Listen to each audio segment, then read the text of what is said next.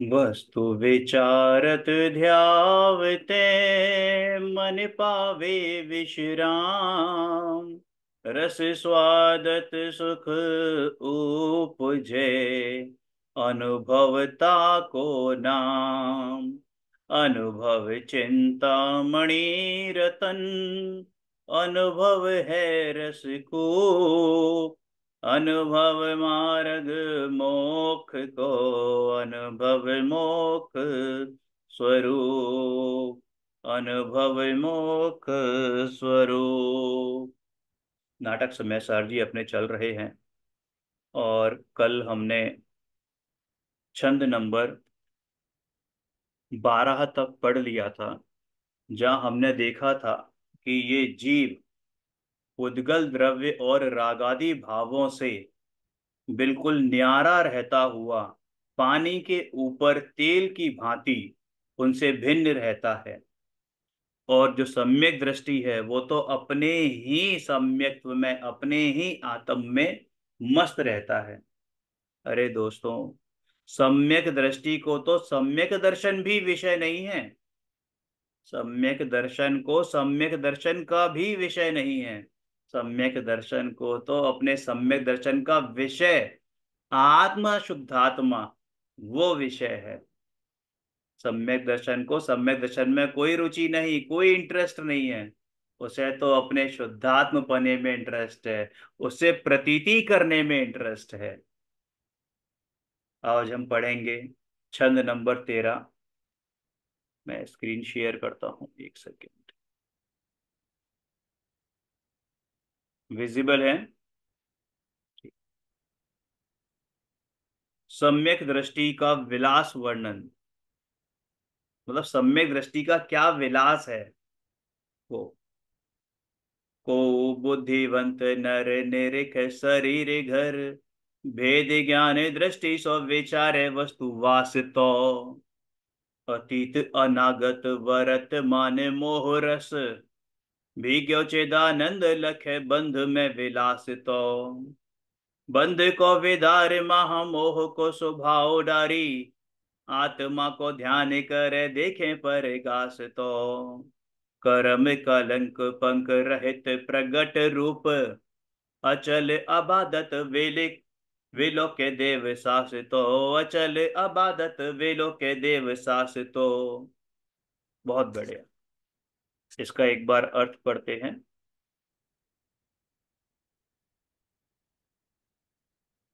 जैसे कोई विद्वान मनुष्य शरीर रूपी घर को देखे और भेद ज्ञान की दृष्टि से शरीर रूपी घर में बसने वाली, यानी इस देह देवालय में विराजमान आत्म वस्तु का विचार करे, तो पहले भूत, वर्तमान और भविष्यत तीन काल में मोह से अनुरंजित और कर्म बंध में क्रीड़ा करते हुए आत्मा का निश्चय करे। यानी कि राग आदि भावों में मिक्स होता हुआ, उनके साथ मेल मिलाप करता हुआ ऐसे आत्म तत्व का, ऐसे आत्म द्रव्य का निश्चय करे कि हाँ ये आत्मा है। फिर इसके बाद मोह के बंधन को नष्ट करे और उस मोही स्वभाव को छोड़कर आत्म ध्यान में अनुभव का प्रकाश करे, तथा कर्म कलंक की कीचड़ से रहित, अचल, अबाधित, शाश्वत अपने आत्मदेव को प्रत्यक्ष देखे। देखो, यहां जो बात करी गई है ना, वो सम्यक दृष्टि जीव की करी गई है, जो गृहस्थ अवस्था में है। जो कैसा है अभी? गृहस्थ अवस्था में है। और उसके ऊपर अभी तक क्या है कि कषायों की कालिमा चढ़ी हुई थी, मोह कर्म की कालिमा चढ़ी हुई थी। तो उसने सबसे पहले ये सारे जो बताए हैं ना, ये स्टेप्स बताए हैं कि पहले क्या, फिर क्या, फिर क्या। लेकिन भैया, ये सारे जो स्टेप्स होते हैं वो सारे के सारे अंतर की प्रतीति से ही होते हैं। रुचिवंत जीव को ही होते हैं, विद्वान मनुष्य को ही होती हैं, यानी ज्ञानी को ही होते हैं। तो कैसे? कि उसने पहले देखा कि ये जो नौ कर्म के द्वारा जो शरीर मिला हुआ है, ये नाम कर्म के द्वारा जो ये शरीर मिला हुआ है, ठीक है, इससे अपने आप को पहले तो भिन्न जाना। क्या? कि भिन्न जाना, स्थूल से सूक्ष्मता की तरफ अग्रसर हो रहे हैं। तो पहले इस शरीर से, इस शरीर के द्वारा जो संयोग मिले हैं, उनसे अपने आप को भिन्न जाना है, बहन भिन्न पहचाना है। फिर उसके बाद भूत वर्तमान भविष्यत तीनों कालों में मोह से अनुरंजित, अभी तक क्या था, अनादि काल से जीव मोहनीय कर्म से, बल्कि कहें तो आठों ही कर्म से बंधा हुआ आ रहा है। क्या आ रहा है? बंधा हुआ आ रहा है। और उसमें भी कर्मों का राजा कौन? कि मोहनीय। मोहनीय में भी कर्मों का राजा कौन? कि दर्शन मोहिनी। तो इन तीनों कालों में मोह से अनुरंजित, यहां जो मोह है, मोह का मतलब यहां पे दर्शन मोह लीजिएगा, ठीक है। फिर उस मोह से अनुरंजित, यानी कि उस मोह के साथ जो मिक्स हो रहा है, वो गंदापना फैला रहा है मोह, ठीक है, कीचड़ फैला रहा है, उससे अनुरंजित और कर्म बंधन में क्रीड़ा करते हुए। अब आत्मा है, और आत्मा अभी चूंकि आप वीतरागी हुए नहीं है, तो भैया कर्म तो है ही। तो इन कर्म बंधों में क्रीड़ा करते हुए मतलब क्या? कि कर्म बंधन के साथ एक मेक होते हुए, एक मेक होते हुए। समझ में आया? देखिए स्थिति कैसी है कि अभी तक तो हम कर्मों से बंधे हुए हैं। कर्मों से बंधे हुए हैं तो भैया पहले ये निर्णय करना जरूरी है ना, कि हाँ मैं कर्मों से बंधा हुआ हूं। किसी को बेड़ी से बांध दिया जाए और उससे कहा जाए कि भैया तू खोल, तुझे इससे मुक्त होना है, तो पहले उसको ये विचार आना चाहिए ना कि हाँ मैं बंधा हूं, तभी तो मुक्त होएगा। अभी उसको विचार ही नहीं है कि वो बेड़ी से बंधा है, तो वो मुक्त होगा क्यों? पहले वो बेड़ी से अपने आप को भिन्न प्रकट माने। अभी अगर किसी ने बेड़ी को ही अपना स्वरूप मान लिया कि ये बेड़ी मेरी बॉडी का पार्ट है, तो उससे मुक्त होगा क्यों? उससे मुक्त होगा क्यों? देखो मोक्षा प्रकाशक जी में बड़ा अच्छा इसका एग्जाम्पल दे रखा है, कि एक पागल का एग्जाम्पल दे रखा है। पागल जिसको किसी ने कपड़े पहनाए, किसी भले मनुष्य ने कपड़े पहना दिए उस पागल को, ठीक है, और कहा कि अब तेरे हैं ये। पागल ने उस कपड़े को, ये जो शर्ट पहना हुआ हूं मैं, या ये कोई पागल ने शर्ट पहनी है, और मैं इस शर्ट को अपना ही हिस्सा मानता हूं। क्या मानता हूं? अपना ही हिस्सा मानता हूं। ये मेरी बॉडी का पार्ट है। और इतनी देर में कुछ बच्चे, शरारती बच्चे आते हैं, मेरी शर्ट फाड़ते हैं, तो मुझे क्या लगता है कि ये मेरी बॉडी का नुकसान कर रहे हैं, यानी मेरी शरीर को छीन रहे हैं, मेरे शरीर को फाड़ रहे हैं, जबकि वो मेरी शर्ट को, मेरे कपड़े को फाड़ते हैं। लेकिन क्या महसूस हो रहा है? कि ये मेरी बॉडी को छीन रहे हैं, मेरी बॉडी के साथ खेल कर रहे हैं, मेरे शरीर को फाड़ रहे हैं। क्यों? क्योंकि मैंने इस शर्ट को, इस कपड़े को अपना मान रखा है। अपना मान रखा है मतलब कि अपने से जुड़ा हुआ मान रखा है, बिल्कुल भिन्न, बिल्कुल भी भिन्न अनुभव नहीं किया है। समझ में आया? यही हमारे साथ हो रहा है। यही क्या हो रहा है? हमारे साथ हो रहा है। अरे भाई, जब मुझे ये पता चलेगा कि हाँ भाई ये शर्ट मेरी नहीं है, मेरी से मतलब मुझसे जुड़ी नहीं है, ये जुदा है और मैं जुदा हूं। ऐसे ही एक बेड़ी में बंधा हुआ व्यक्ति जब बेड़ी को अपने से भिन्न अनुभव करेगा, जब उसे पता चलेगा कि ये बेड़ी अलग है और मैं अलग हूं, अगर उसे यही नहीं मालूम कि ये बेड़ी अलग है और मैं अलग हूं, और उसको दोनों को एक जोड़ रहा है, वो मान रहा है कि वो बेड़ियां उसी के ही शरीर का हिस्सा है, तो वो उससे अलग होने का प्रयास क्यों करेगा? अलग होने का पुरुषार्थ क्यों करेगा? तो ऐसे ही सबसे पहले जो पुरुषार्थ होता है वो यहां होता है। क्या पुरुषार्थ होता है? ये होता है कि निर्णय होता है कि भैया ये बेड़ी अलग है और मैं अलग हूं। ऐसे ही ये मोह अलग है और कर्म अलग है। ये मोह अलग है और कर्म अलग है, और मैं अलग हूं। यानी ये मोहिनीय कर्म और मैं, ये क्या भिन्न भिन्न हैं। हालांकि अनादि काल से एक मेक होते आ रहे हैं, बेड़ियों से जकड़े हुए हैं। अभी तक तो हमने यही माना था कि ये बेड़ियां ही मैं हूं, लेकिन अब श्री गुरु के उपदेश से, जिनवाणी माँ की कृपा से, ऐसी मैया के आंचल में आने से, जो उसने मुझे अपनी ममता की छांव में समेटा है और बताया है कि बेटा, ये तेरे नहीं है। ये जो बेड़ियां तूने पहन रखी हैं, बांध रखी हैं, ये तेरी नहीं है, तो इनसे त्रिकाली रूप से भिन्न है। तभी तो आया है कि भूत भविष्यत वर्तमान तीनों काल में मोह से अनुरंजित, यानी बिगड़ा हुआ, उनसे सना हुआ। जैसे पोटी में कोई चीज सन जाती है, तो ऐसा ही ये मोह से सना हुआ है ये जीव, और कर्म बंधन में क्रीड़ा कर रहा है। मतलब एक जेल है कर्मों की, उसी में अपने आप को खुश मान रहा है, उसमें क्रीड़ा कर रहा है। अरे भाई, अब तेरा न्योता आ गया है, तुझे छूटने का न्योता आ गया। अब तू क्यों झाड़ू लगाने के पैर में पड़ा है, उस जेल को, उस बैरक को अपना माने हुए है। अब उसे निर्णय हुआ कि नहीं, कि ये जेल मेरी नहीं है, ये बंधन मेरे नहीं है। अब तो बस मेरा फरमान आ गया है, बस अब तो कुछ देर में बस छूटने की देर है। समझ में आया? तो फिर क्या, कि इसके पश्चात मोह के बंधन को नष्ट करे। कैसे नष्ट करे? कि अपने से प्रीति कर कर।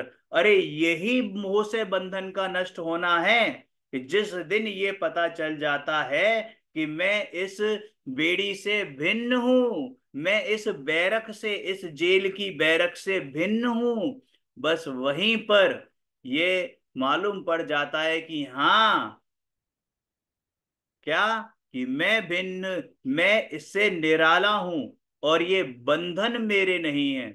बस वही पुरुषार्थ शुरू हो जाता है, वही पुरुषार्थ होता है, और वहीं से पुरुषार्थ शुरू हो जाता है।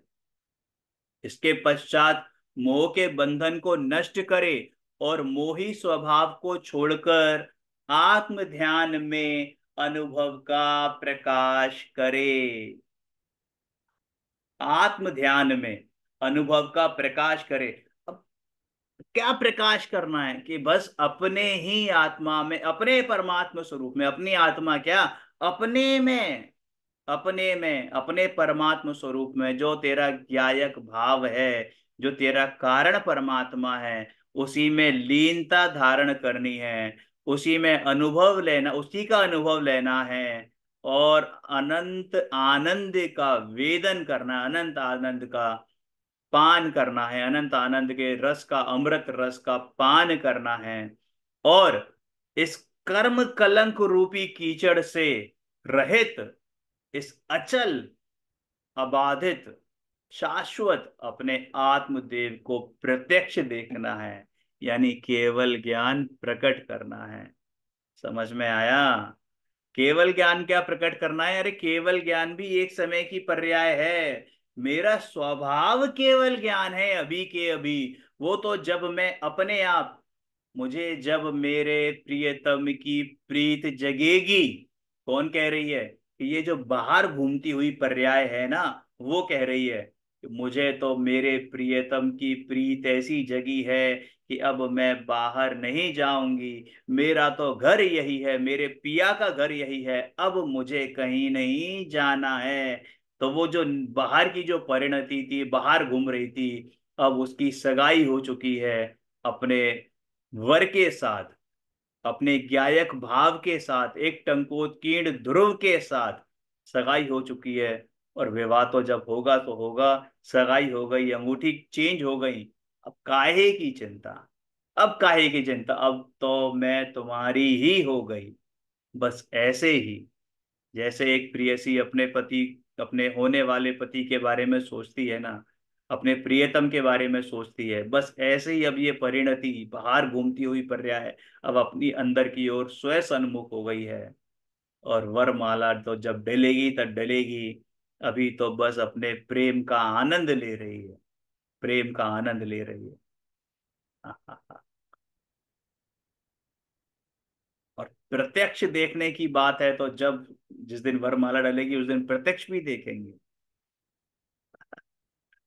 आया समझ?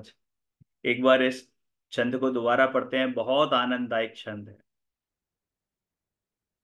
को बुद्धिवंत नर निरिख शरीर घर, वेद ज्ञान दृष्टि स्व विचार वस्तु वासितो, अतीत अनागत वर्तमान मोह रस, विज्ञ चेदानंद लखे बंध में विलास तो, बंध को वेदारी महामोह को स्वभाव डारी, आत्मा को ध्यान कर देखें प्रकाश तो, कर्म कलंक पंक रहित प्रगट रूप, अचल अबादित वेलो के देव सास तो, अचल अबादित वेलो के देव सास तो।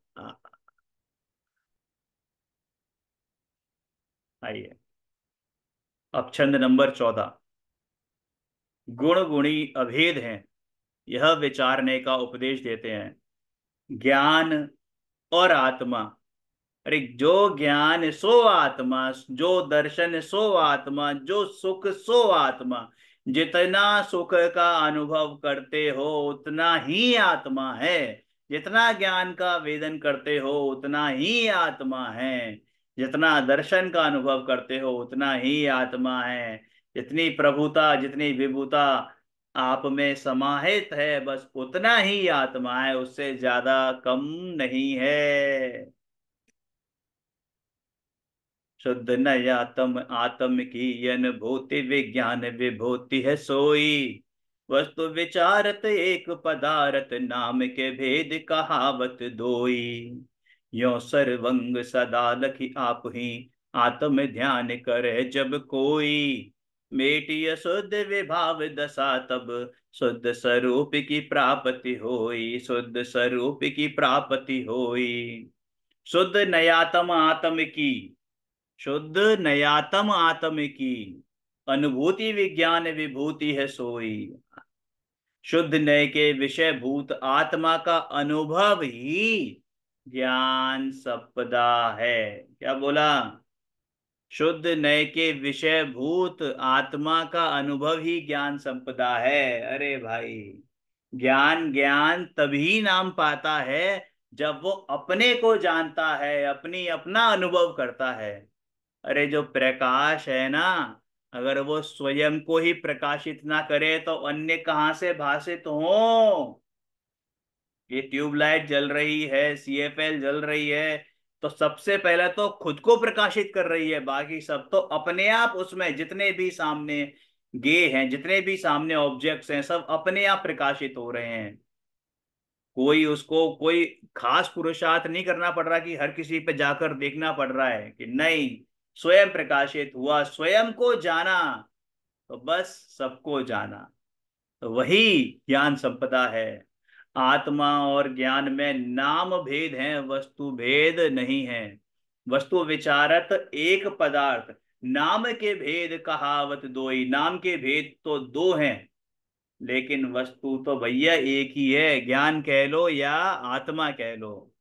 ना तो ज्ञान के बाहर आत्मा है और ना ही आत्मा के बाहर ज्ञान है। अरे भैया, अगर आत्मा ज्ञान से बड़ा हो गया तो इसका मतलब आत्मा का कुछ अंश ऐसा है जो अज्ञानी है। तो इसका मतलब वो उस अंश से आत्मा जानेगा किसको और कैसे जानेगा? जो कि संभव है नहीं, क्योंकि आत्मा है। जीव पदार्थ और अजीव पदार्थ का क्या लक्षण होता है? जानना, देखना। यदि उस पर्टिकुलर पोर्शन में वो किसी को जाने ही नहीं, वो तो फिर जड़ हो जाएगा, अजीब हो जाएगा, जो कि संभव है नहीं। समझ में आया? और अगर ज्ञान आत्मा से बड़ा हो गया, ज्ञान आत्मा से बड़ा हो गया, तो भैया ज्ञान का जो विषय है, ज्ञान का जो आधार है, वो क्या है? आत्मा। तो जो ज्ञान आत्मा से बाहर अगर निकल गया तो वहां तो आधार ही नहीं रहा। तो उस आधारहीन गुण, गुण कभी भी आधारहीन होते नहीं है, क्योंकि गुण तो द्रव्य में ही होते हैं, वो भी अपने अपने द्रव्यों में। तो अगर गुण उससे बाहर निकल गया, वस्तु से बाहर निकल गया, तो फिर गुण का अस्तित्व ही समाप्त हो जाएगा। समझ में आई? तो वही बताया है कि गुण गुणी अभेद हैं। ये तो सिर्फ समझाने के लिए ऐसे विशेष भेद करे जाते हैं, हम जैसे मूर्खों को, हम जैसे मूढ़ बुद्धियों को समझाने के लिए कि भैया ज्ञान है, दर्शन है, सुख है, वीर्य है, प्रभुता है, विभूता है, आदि आदि हैं। सामान्य भेद कहे, सामान्य गुण कहे, अस्तित्व, वस्तुत्व, प्रदेशत्व, प्रमेयत्व, गुरु लघुत्व, द्रव्यत्व, आदि आदि आदि और भी। ठीक है? तो ये सब क्या है? अरे भाई ये सब गुण गुणी अभेद हैं, ये तो विचारने का उपदेश है। यथार्थ वस्तु तो यही है कि कोई भेद नहीं है, सिर्फ समझाने के लिए, एक विजुअलाइजेशन कराने के लिए ऐसे वर्चुअल भेद करे गए हैं। क्योंकि जब भेदों की बात आती है तो सब व्यवहार होता है, और जब अभेद की बात आती है तो निश्चय नय का विषय भूत भगवान आत्मा होता है, जिसका आश्रय लेना है, जिसका आश्रय लेना है और पक्षातिक्रांत बनना है। आहा। शुद्ध नयात्म आत्म की अनुभूति विज्ञान विभूति है सोई। वस्तु विचारत एक पदार्थ, नाम के भेद कहावत दोई। यो सर्वांग यो सर्वंग सदा लख आप ही, आत्म ध्यान करे जब कोई। मेटिय शुद्ध विभाव दशा तब, शुद्ध स्वरूप की प्राप्ति होई। अर्थ पढ़ते हैं। शुद्ध नय के विषयभूत आत्मा का अनुभव ही ज्ञान संपदा है। आत्मा और ज्ञान में नाम भेद है, वस्तु भेद नहीं है। आत्मा गुणी है, ज्ञान गुण है। सो गुण और गुणी को पहचान कर जब कोई आत्म ध्यान करता है, तब उसकी रागादि अशुद्ध दशा नष्ट होकर शुद्ध अवस्था प्राप्त होती है। भैया, जब कोई ध्यान करता है ना, तो ध्यान का ध्यान नहीं करता, देह का ध्यान करता है। ध्यान की विषय वस्तु क्या? देह। देह क्या है? अखंड आत्मा है। ये जो गुण है ना, वो उसमें समाये हैं। अब तुम उसे ज्ञान कह लो, आत्मा कह लो, सुख कह लो, प्रभुता कह लो, विभूता कह लो, सर्वज्ञत्व कह लो, कुछ भी कह लो, सब एक ही हैं। जितना ज्ञान उतनी आत्मा, उतना आत्मा। और जब जीव अपने स्वरूप की ओर मुड़ता है, आत्म ध्यान करता है, ऐसे गुणों को पहचान कर, देखो उसे महिमा के लिए, महिमा लाने के लिए ऐसे भेद करे गए। लेकिन जब महिमा हो गई और तो प्रतीति करने का समय आ गया है, उससे प्रेम करने का समय आ गया है, तो भैया ये महिमा जो थी, उसके खंड खंड जो किए गए थे, इसके वस्तु के खंड खंड किए गए थे, वो भी अब अखंड रूप से, क्योंकि प्रेम तो अखंड रूप से होता है। देखो क्या है, लड़की वाले लड़का देखने का रिवाज है ना, देखने जाते हैं। लड़की भी गई, लड़की की माँ नहीं गई, लड़की का पिता गया और लड़की गई। देख कर आए साहब। लड़की की माँ ने पूछा कैसा था? तो लड़की के पिता ने कहा बेहद शानदार था, बेहद शानदार। और वो इतना कहकर नहाने चला गया। लड़की की माँ को संतुष्टि नहीं हुई। क्या नहीं हुई? संतुष्टि नहीं हुई, अंदर से वो किक नहीं लगी। ऐसा नहीं लगा कि यार कुछ हो गया, कुछ हुआ ही नहीं, उसे कुछ एहसास ही नहीं हुआ कि बहुत अच्छा है। तो बहुत अच्छा तो कितना बहुत अच्छा, कुछ बताओ तो सही। फिर जब वो नहाकर आया, उसका बाप, लड़की का बाप, तो लड़की की माँ ने पूछा यार तुमने कहा बहुत अच्छा है, अरे बहुत अच्छा किस सेंस में बहुत अच्छा है? तो लड़की के बाप ने बताया कि लड़का 5 लाख रुपए महीना कमाता है, खुद का बिजनेस है, 6 फीट हाइट है, और स्मार्ट बेहद है। गोरा चिट्टा बहुत नहीं है, लेकिन स्मार्ट है, फीचर्स बड़े शार्प हैं उसके। और संस्कार तो देखो, जब हम पहुंचे तो सबसे पहले आके उसने मेरे पैर छुए। अनछना पानी नहीं पीता, दिन में भोजन करता है। और अगर कभी मीटिंग के वास्ते बाहर भी जाना पड़े और उसे मालूम है कि रात को नहीं आ पाऊंगा, तो अपनी व्यवस्था घर से करके जाता है, बाजार का खाता नहीं है। बाकी तो जो व्यसन है उनकी तो बात ही छोड़ दो। और घर, खुद का घर है।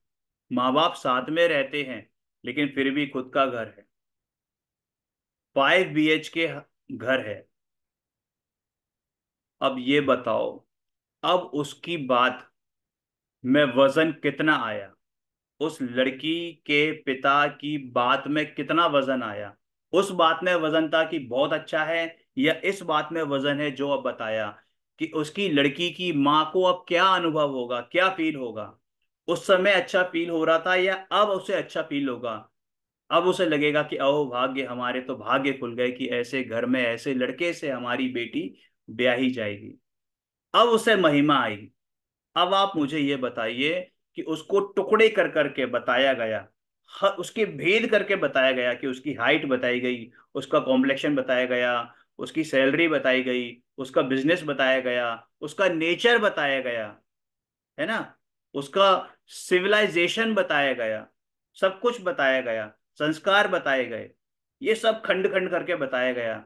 लेकिन अब आप ये बताइए कि लड़की की माँ को उसके इस खंड खंड रूप में से हर एक से कुछ कुछ कुछ कुछ कुछ कुछ प्यार है, या पूरा अखंड वो जो लड़का है उसके प्रति बहुमान आ रहा है, उसके प्रति उसकी प्रीति उमड़ रही है, उसके प्रति उसको अब लग रहा है कि हाँ, ये मेरी बेटी का पति होने वाला है। या वो खंड खंड करके जो बताया है उसमें देखेगी कि हाँ, ये पति, ये वाला पति, ये वाला पति, ये वाला पति, ये वाला पति, या पूरा अखंड। अब वो सर्वांग से उसको स्वीकार कर रही है। ऐसे ही लड़की भी उसको अब सर्वांग से स्वीकार करा है। उसको उसकी सैलरी से मतलब नहीं है, उसको उसके घर से मतलब नहीं है कि वो अलग से है कि सैलरी इतनी है इसलिए अच्छा है, कि नहीं। अब वो सर्वांग से उसको स्वीकार कर रही है कि मेरी जिंदगी सुरक्षित है, सेफ हाथों में है, मुझे परेशानी नहीं होगी।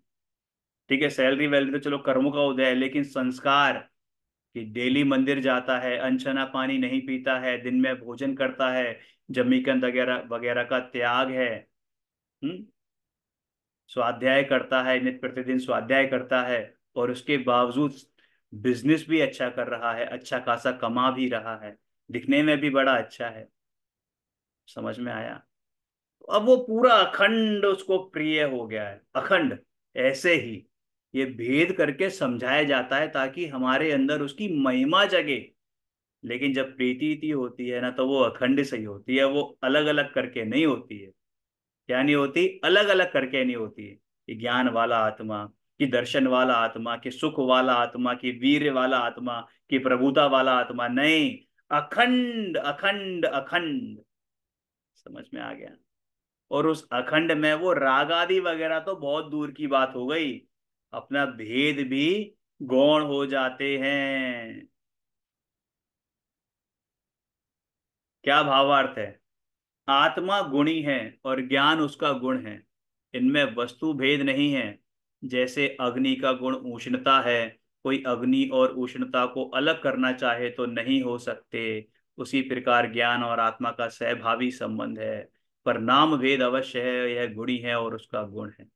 देखो, अगुरु लघुत्व गुण सुनाता हूं कि गुण अलग नहीं हो जाते। क्या नहीं हो जाते? कि पारे की भांति बिखर कर, या मोती की माला की भांति मोती अलग अलग हो जाते हैं अगर गिर जाए मोती की माला तो। लेकिन इनमें से गुण अलग नहीं होता, एक भी गुण अलग नहीं होता। जो निगोदिया जीव में गुण हैं उतने के उतने ही, ना एक कम ना एक ज्यादा, सिद्ध भगवान में गुण हैं, अरिहंत परमेष्टि में गुण हैं। जो चींटी में जितने गुण हैं उतने ही महामत्स्य जो स्वयंभू रमण समुद्र में है, स्वयंभू समुद्र में है, स्वयंभू रमण समुद्र में जो महामत्स्य, उसमें भी उतने ही गुण हैं। कोई शरीर के आकार बड़ा छोटे होने से कोई गुण कम ज्यादा नहीं हो जाते। आत्मा और ज्ञान का सहभावी संबंध है, अविनाभावी संबंध है। नहीं, तादात्म्य संबंध है। कैसा संबंध है? तादात्म्य संबंध है। अन्वय है, अन्वय। अन्वय का मतलब क्या होता है? अन्वय का मतलब है कि जो वो है वही वो है, यानी कि जो ज्ञान सो आत्मा, जो आत्मा सो ज्ञान। तो बस नाम भेद है, लेकिन काम भेद नहीं है। गुण गुणी, आत्मा कह लो, ज्ञान कह लो, आत्मा ज्ञानम स्वयं ज्ञानम। यह गुणी है और यह उसका गुण है। समझ में आया? अब देखो, आ रहा है मजा?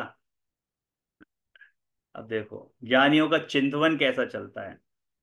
अरे भैया, पंडित जी साहब ने ज्ञानियों का चिंतवन दिखा के अपना चिंतवन बताया है, और हमारा बताया है कि हम कैसे करेंगे। अपने ही गुण पर जाए सो प्रवाह रूप, पर नियति हूँ काल अपने आधार सो। अंतर बाहर पर काशवान एक रस, खिन्नता न गह भिन्न रहे भव विकार सो। चेतना के रस सरवंग भरी रहो जीव, जैसे लौने कांकर भर्यो है रस खार सो।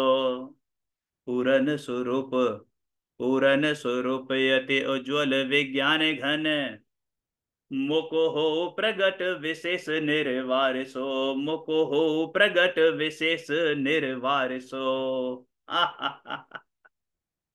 अद्भुत। अपने ही गुण पर्यायों में प्रवाह रूप बहता है। क्या है? परिणमित करता है, तीनों काल अपने ही आधार से है। कौन? कि ये जीव पदार्थ। जीव पदार्थ कौन? मैं मैं अपने ही आधार से रहता हूं, अपने ही द्रव्य गुण पर्यायों में रहता हूं। जीव पदार्थ सदैव अपने ही आधार से रहता है, और अपने ही धारा प्रवाह गुण पर्यायों में परिणमन करता है। बाह्य और अभ्यंतर एक सा प्रकाशवान रहता है। अरे भाई, जैसी परिणति अंदर है वैसी ही परिणति बाहर भी है। कहीं कमती ज्यादा नहीं होती। वह संसार के विकारों से पृथक है। उसमें चैतन्य रस ऐसा ठसाठस भरा पड़ा है भैया। अध्यात्म की बातें हैं ये, अध्यात्म की बातें हैं।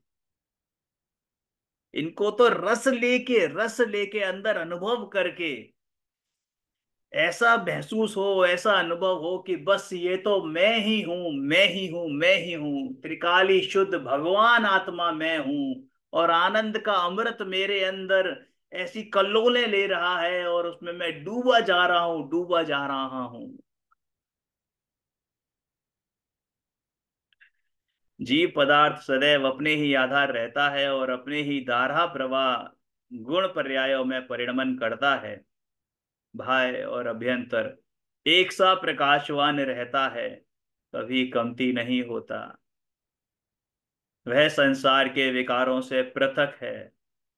उसमें चैतन्य रस ऐसा ठसाठस भरा पड़ा है कि जैसे नमक की डली खारेपन से भरपूर होती है। ऐसा परिपूर्ण स्वरूप, अत्यंत निर्विकार विज्ञान घन आत्मा, मोह के अत्यंत क्षय से मुझे प्रकट हो गए। नमक की डली होती है ना, नमक की डली। नमक की डली क्या होता है?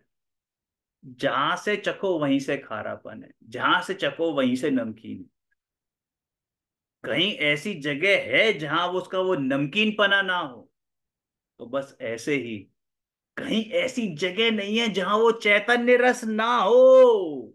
कहीं वो ऐसी जगह नहीं है जहां वो आनंद अमृत ना हो। कहीं वो ऐसी जगह नहीं है जहां वो सुख, वीर, प्रभुता, विभूता ना हो। अरे सर्वांग में है, सर्वांग में। चाहे वो द्रव्य ले लो, चाहे वो गुण ले लो, चाहे वो पर्याय ले लो, सब जगह आनंद अमृत व्याप रहा है। सब जगह आनंद अमृत, आनंद अमृत, आनंद अमृत। और क्या कि ज्ञानी तो आनंद भोजी होते हैं। आनंद भोजी आत्म राम, आनंद सिंधी आत्म राम। ब्रह्म स्वरूपी आत्म राम, चिदानंदमय आत्म राम। आनंद का घन में आत्म राम। अरे मेरी द्रव्य, मेरा मेरा द्रव्य, मेरे गुण और मेरी पर्याय, तीनों आनंद स्वरूपी हैं। तीनों ज्ञान स्वरूपी हैं। ऐसा घन पिंड है, चैतन्य रस का घन पिंड है, ऐसा सॉलिड क्यूब है कि ना तो उसमें से अब कुछ निकल सकता है और ना ही कुछ और समा सकता है। सुगानी जी से एक बार पूछा, आप अभी से इतना आनंद लेते हो, जब केवल ज्ञान हो जाएगा तब तब कितना आनंद लोगे? अरे तुम्हें केवल ज्ञान की पड़ी है। मैं तो ये सोच रहा हूं कि मैं केवल ज्ञान की पर्याय को रखूंगा कहां पर, अपने चैतन्य रस में भरपूर। भरपूर। एक रंच मात्र भी जगह नहीं, एक परमाणु मात्र भी जगह नहीं है कहीं और किसी और को रखने की। अपने ही गुण पर जाए सो प्रवाह रूप, पर नियति हूँ काल अपने आधार सो। अंतर बाहर पर कासवान एक रस, खिन्नता न गहे भिन्न रहे भविकार सो। चेतना के रस सर्वांग भरी रहो जीव, जैसे लोन कंकर भयो है रस खार सो। लोन मतलब नमक, नमक कंकर मतलब उसकी छोटी सी डली। चेतना के रस सर्वंग भरी रहो जीव, जैसे लोने कांकर भरो है रस खार सो। पूरन स्वरूप अति उज्ज्वल विज्ञान घन, मुको हो प्रगट विशेष निर्वार सो। मुको हो प्रगट विशेष निर्वार सो। अरे जब मैं इस आनंद अमृत में डूबूंगा तो मेरा क्या होगा?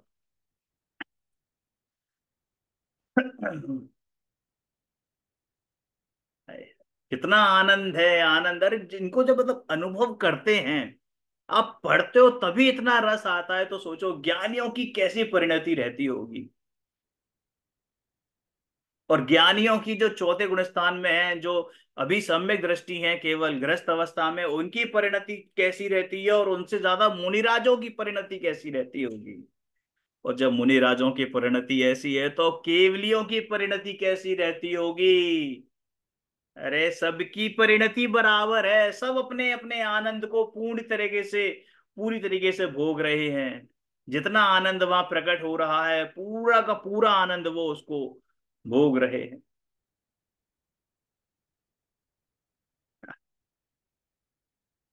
जीव पदार्थ सदैव अपने ही आधार रहता है, और अपने ही धारा प्रवाह गुण पर्यायों में परिणमन करता है। क्योंकि क्या पदार्थ का क्या होता है? द्रव्य गुण पर्याय। द्रव्य की गुण और गुणों की पर्याय, यानी कि द्रव्यों की ही पर्याय, यानी कि द्रव्य अपने गुण और पर्याय में ही रहता है। गुण पर्यायवत द्रव्यम, है तत्वार सूत्र का सूत्र है। गुण पर्यायवत द्रव्यम। जीव पदार्थ सदैव अपने ही आधार रहता है, अपने ही धारा प्रवाह गुण पर्यायों में परिणमन करता है। बाह्य और अभ्यंतर एक सा प्रकाशवान रहता है, कभी कमती ज्यादा नहीं होता। वह संसार के विकारों से पृथक है। उसमें चैतन्य रस से ऐसा ठसा ठस भर रहा है कि जैसे नमक की डली खारेपन से भरपूर रहती है, ऐसा परिपूर्ण स्वरूप अत्यंत निर्विकार विज्ञान घन आत्मा मोह के अत्यंत क्षय से मुझे प्रकट होवे।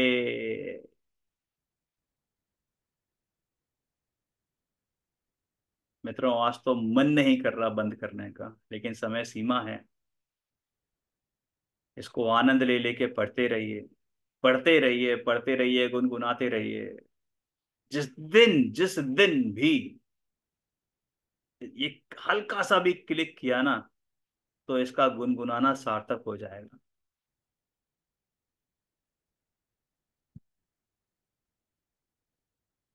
निज निधि निज में बताई यह